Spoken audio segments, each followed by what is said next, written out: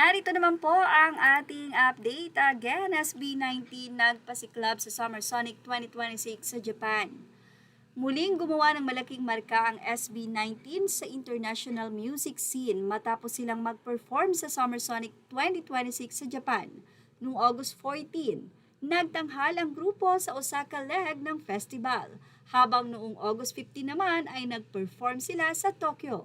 Ang Summer Sonic ay isa sa mga pangunahing music festival sa Japan, kaya malaking pagkakataon ito para maipakita ng SB19 ang kanilang talento, ang talento ng mga Pilipino sa mas malawak at international na audience. Sa kanilang Osaka performance, naghatid ang SB19 ng high energy set na binubuo ng 9 na kanta. Kabilang dito ang Dam, Gento, Emoji, Wit, Memories, Visa, Dungka at Lawless, pati na rin ang Cream Zone. Ipinakita ng grupo ang kanilang trademark vocals, choreography at ang stage presence habang kinakatawan ang P-pop sa isang malaking Japanese festival.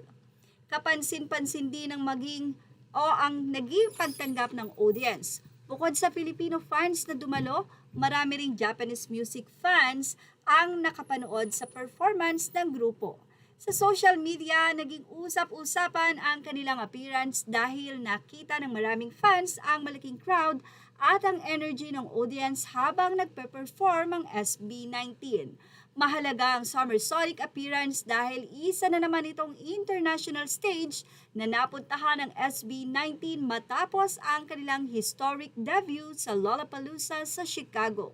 Ibig sabihin, patuloy nilang napapalawak ang kanilang audience impact sa labas ng Pilipinas. Para sa 18, hindi lamang ito simpleng concert o festival appearance.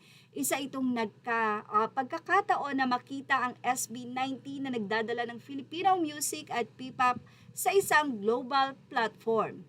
At habang patuloy ang international journey ng grupo, malinaw na hindi lamang sila nakikipagsabayan sa ibang artist, dala rin nila ang pangalan at kultura ng Pilipinas. Congratulations SB19, tunay na nagdadala kayo ng napakalaking karangalan sa bansang Pilipinas. At iyan ang ating Showbiz Now update. Images are all credit to the rightful owners. Please like, share, and subscribe, and thank you for watching Showbiz Now.